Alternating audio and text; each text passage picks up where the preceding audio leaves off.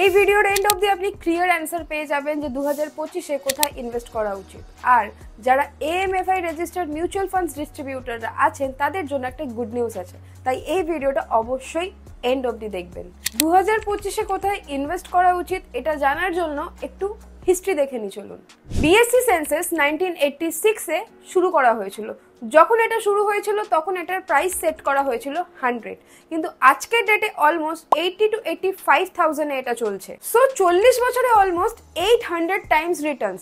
মানে হচ্ছে যদি আপনি 1986-এ সেন্সাসে 1000 টাকা ইনভেস্ট করে দিয়ে থাকতেন তাহলে আজকের ডেটে সেটা 8 লাখ হতো। এবার মনে হচ্ছে না দূর এভাবে কি করে হতে পারে, 800 টাইমস তো অনেক বেশি হয়ে যাচ্ছে। কিন্তু যদি আপনি ইয়ারলি কম্পাউন্ডিং এর হিসেবে দেখেন তাহলে 15 to 16% তো অ্যানুয়াল রিটার্নসই বেরিয়ে আসবে। কিন্তু প্রত্যেক বছর এত রিটার্নস আসে কোথা থেকে? ইনফ্যাক্ট মার্কেটই বা বাড়ে কেন? বন্ধুরা, মার্কেটের মুভমেন্ট কিন্তু জিডিপির হিসেবে বাড়ে। জিডিপি যত বাড়বে মার্কেটও ততই বাড়বে। যদি আপনি গত 40-50 বছরের ডেটা দেখেন তাহলে ইন্ডিয়ার জিডিপি অলমোস্ট অন অ্যান অ্যাভারেজে 7 to 8% থেকে বেড়েই চলেছে, আর সাথে ইনফ্লেশনও বাড়ছে। তো যদি আমরা এই দুটোকে অ্যাড করে দিই, যেটা আমরা নর্মাল জিডিপি বলি, তাহলেও মোটামুটি 15 to 16% একটা ফিগার কিন্তু বেরিয়ে আসবে। তার মানে ইন্ডিয়ার নমিনাল জিডিপি কিন্তু 15 to 16% থেকে বাড়ছে প্রত্যেক বছর, যেটা মার্কেটেও রিফ্লেক্ট হয়েছে। এটা শর্ট পিরিয়ডে ইকুয়েশনে একটু গোলমাল দেখা গেলেও দেখা যেতে পারে, কিন্তু লং টার্মে অলওয়েজ পুরোপুরি কারেকশন দেখা যাবে। আপনি চাইলে যে কোনো দেশের ডেটা নিয়ে দেখতে পারেন। বলা হচ্ছে জাপানে কয়েক বছর ধরে স্টক মার্কেট বাড়ছে না। আরে বাবা, এটাও তো দেখো যে ওদের দেশের নমিনাল যে জিডিপি আছে সেটাও কয়েক বছর ধরে বাড়ছে না। আর এই ডেটা আপনি যে কোনো দেশের বার করে দেখতে পারেন। তাহলে চলুন ইন্ডিয়ারই গত 20 বছরের জিডিপি এর ডেটা দেখি টু গেট সেন্স। 2003-04-এ ইন্ডিয়ার জিডিপি 25 লাখ কোটির ছিল। 2023-24-এ ইন্ডিয়ার জিডিপি 325 লাখ কোটির হয়ে গেছে। মানে 20 বছরে ইন্ডিয়ার জিডিপি অ্যাপ্রক্সিমেটলি 13 গুণ বেড়ে গেছে। 2003-04-এর নিফটি 2000-এর লেভেলে ছিল, আর 2023-24-এ 26,000-এর লেভেল টাচ করেছিল। তো এটাতেও মোটামুটি 13 গুণের গ্রোথ এসেছিল। So over a long time frame এই ডেটা কিন্তু মোটামুটি ম্যাচ হয়ে যাবে।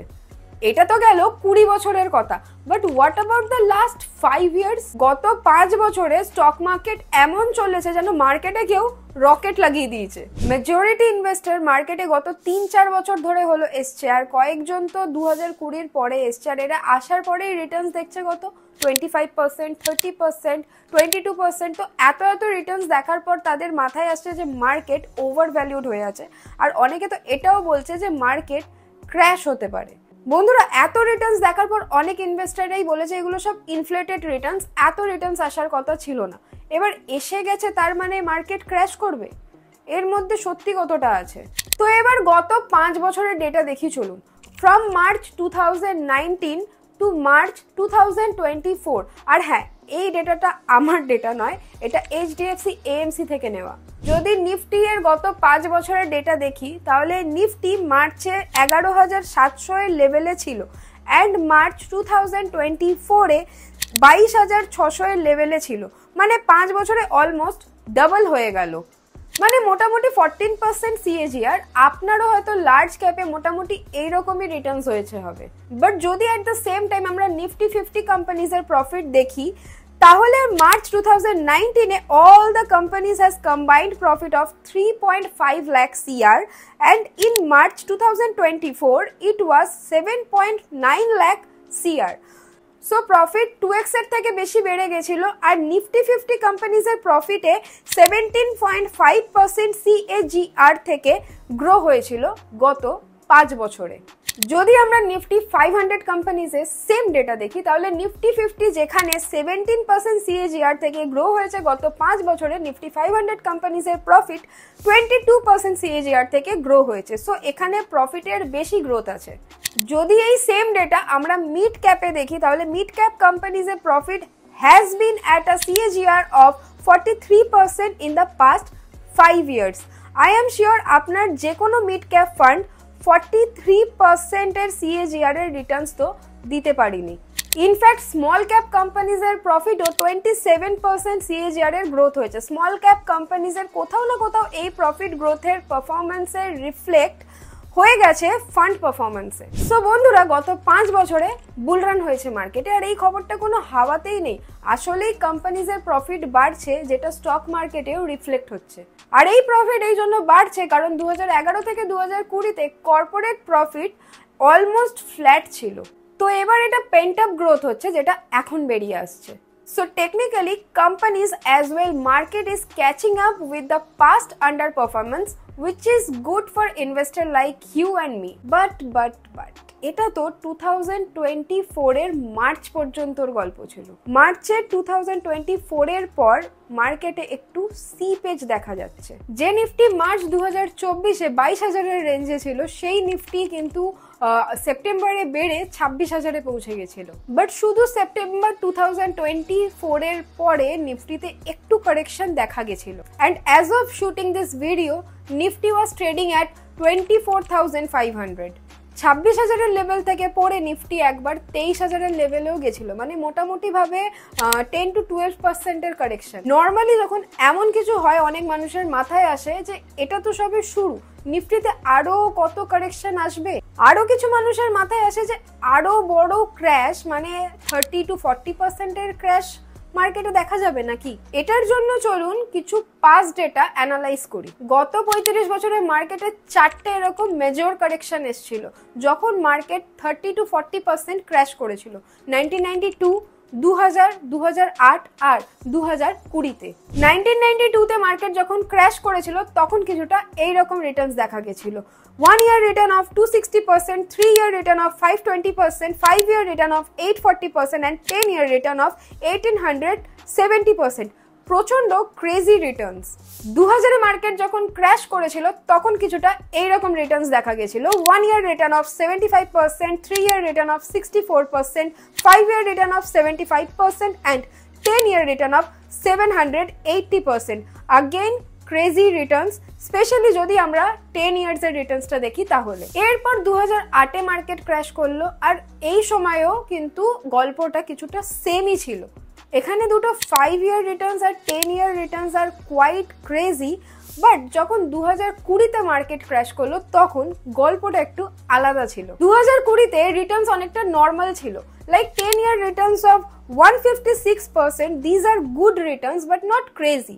যেমনটা আমরা প্রিভিয়াস ক্লাসেসে দেখলাম যে 10 year returns were in the range of 500 to 1800, ওগুলোর সামনে 156 is quite normal। এই জন্যই 2020-তে যখন মার্কেট ক্র্যাশ হলো, জাস্ট 6-8 মাসের মধ্যে কিন্তু মার্কেট অনেকটাই রিকভার করে গেছিল। কারণ ওই ক্র্যাশ এক্সটার্নাল ফ্যাক্টরের জন্য হয়েছিল, ফান্ডামেন্টাল কোনো প্রবলেম কিন্তু ছিল না। মার্কেট কোথাও ওভারভ্যালুড ছিল না। তো এই সেম ডেটা আজকের ডেটে দেখি চলুন, to get a sense where we are. বন্ধুরা, এখনো রিটার্নস অনেক নর্মাল লাগছে, কোথাও থেকে এটা ক্রেজি বা ওভারভ্যালুড বলা যায় না।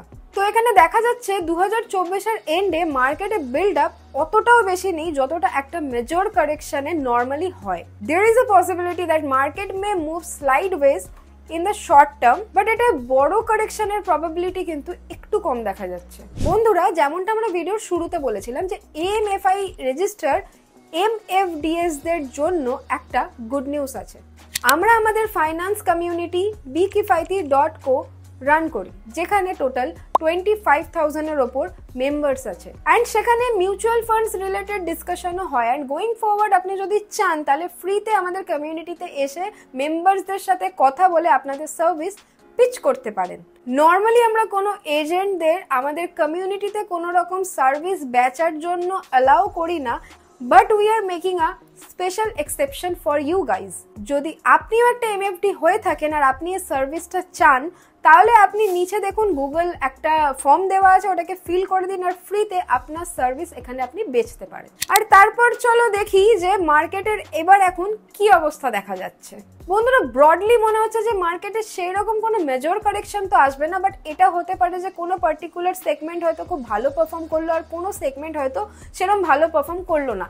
এটা হতে পারে। তো এটা এখানে এখন জানা জরুরি যে মার্কেটে এই যে সাইডওয়েজ মুভমেন্টটা হবে এটা কি সব সেগমেন্টের জন্যই ভ্যালিড না পার্টিকুলার কোনো সেগমেন্টের জন্য এটা বেশি ভ্যালিড। ব্রডলি আমরা মার্কেটকে ক্যাটাগরাইজ করে দেবো আবার ওই লার্জ ক্যাপ, মিড ক্যাপ আর স্মল ক্যাপে। দেখি কোন সেগমেন্টে ফ্রোথ আছে আর কোন সেগমেন্টে এখনো ভ্যালু দেখা যাচ্ছে। এই নিফটি 500 কোম্পানিজ এর মার্কেট ডেটা আছে। এই ডেটাতে দেখা যাচ্ছে যে 2003 এ লার্জ ক্যাপ ওয়েটেজ ছিল 83%, মিড ক্যাপে ছিল 10%, স্মল ক্যাপে ছিল 7%। 2009 এ দেখা যাচ্ছে ব্রডলি সিমিলার ডেটা, স্মল ক্যাপে ওয়েটেজ 75% এর থেকে বেশি ছিল। বন্ধুরা এই ডেটা দেখে লাগছে যে এখনো অবধি লার্জ ক্যাপে কিন্তু ক্লিয়ার অপরচুনিটি আছে, কিন্তু মিড ক্যাপ আর স্মল ক্যাপ এই দুটোতেই একটু ফ্রথ লাগছে। তো এটা জানার জন্য আমাদের স্মল ক্যাপের পারফরমেন্সে একটু জুম ইন করতে হবে। সবার প্রথমে আমরা মেডান ইভি ডিভাইডেড বাই ইবিআইটি এর ডেটা দেখি চলুন। Enterprise value divided by earning before interest and tax. This metric is commonly used to determine the financial health and potential for growth, and the determine if a sector is fairly priced. And a multiple may indicate that the company is overvalued, while a low multiple may suggest that the company is undervalued. 2003 এর multiple থেকে শুরু হয় 2008 এ এই number 21 পর্যন্ত পৌঁছে গেছিল। 2008 a market 40 থেকে 50% crash হয়েছিল, যাতে স্মল ক্যাপ অলমোস্ট 70% ক্র্যাশ হয়েছিল। আবার এই নাম্বার 2009 এ 5.4 থেকে বেড়ে 25 পর্যন্ত পৌঁছে গেছিল। এবার দেখি স্মল ক্যাপ লার্জ ক্যাপের তুলনায় কেমন পারফরমেন্স করেছিল। এটা যদি দেখি তাহলে 2007 থেকে 2008 এর কাছাকাছি সময় 2.6 এর আশেপাশে ছিল। তারপর মার্কেট ক্র্যাশের পরে 2009 এ 1.1 এর কাছাকাছি এটা পৌঁছে গেছিল। তারপর 2010 এ এটা 1.85 এর কাছে পৌঁছায়। তারপর লম্বা সময় মানে 2010 থেকে 2016-17 এর জন্য এটা আন্ডার পারফর্ম করে। 2018 তে গিয়ে এই নাম্বার আবার 1.9 এর আশেপাশে ফেরত আসে। এখনো এই নাম্বার 2 এর আশেপাশে চলছে, which is slightly a red alert category। যদি আমরা ইনফ্লোজ এর ডেটা দেখি তাহলে 2021 থেকে 2023 পর্যন্ত স্মল ক্যাপে AUM অলমোস্ট 3 গুণ হয়ে গেছে। It has increased from 40,000 CR to 1.27 lakh CR। 2024 এর কথা যদি বলি তাহলে অলমোস্ট 1 লাখ CR ইনফ্লোস এসছে ইকুইটি মিউচুয়াল ফান্ডস এর উপর। এর মধ্যে 26,000 CR এসছে স্মল ক্যাপে, 14,000 CR এসছে মিড ক্যাপে, আর লার্জ ক্যাপে 2,000 CR এসছে। আউটফ্লোজ আছে, এগুলো ইনফ্লোজ না। তো ইনফ্লোজ এমনিও স্মল ক্যাপে অনেক হিট আছে। ইনফ্যাক্ট আমিও প্রথমবার দেখছি যে স্মল ক্যাপের ফোলিওস লার্জ ক্যাপের থেকে বেশি হয়ে গেছে। তো বন্ধুরা এন্টারপ্রাইজ ভ্যালু হিসেবে যদি আমরা দেখি তাহলে আমরা স্মল ক্যাপের রিলেটিভ পারফরমেন্স দেখলাম ভার্সেস নিফটি, আর আমরা স্মল ক্যাপের ইনফ্লুয়েন্সার ডেটাও দেখলাম।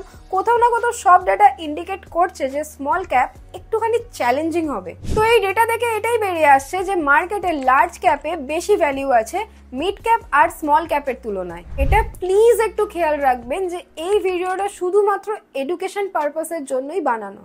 আপনার অ্যাকচুয়াল টাকা ইনভেস্ট করার আগে আপনি কোনো রেজিস্টার্ড অ্যাডভাইজারের থেকে অবশ্যই জেনে নেবেন। আর আপনি যদি SEBI রেজিস্টার্ড ডিস্ট্রিবিউটর হন তাহলে নিচে দেওয়া এই গুগল লিঙ্কটাকে ফিল আপ করে অবশ্যই আমাদের কমিউনিটি জয়েন করে নেবেন। আপনি অনেক কাস্টমার পেতে পারেন। এই ভিডিওর এন্ডে একটা কথা অবশ্যই বলতে চাই যে এই ধরনের ভিডিও আপনাদের সামনে তুলে ধরার জন্য আমাদের অনেক বেশি অ্যানালাইজার খাটনি করতে হয়। তো আপনারা যদি একটা কমেন্ট করেন, আপনাদের ওই একটা কমেন্ট আমাদেরকে আরো অনেক বেশি মোটিভেট করে এই ধরনের ভিডিও আরো বানানোর জন্য। ভিডিওটা যদি ভালো লেগে থাকে তাহলে একটা লাইক করে দেবেন আর আপনাদের ফ্রেন্ডস অ্যান্ড ফ্যামিলিজের সাথে শেয়ারও করে দেবেন।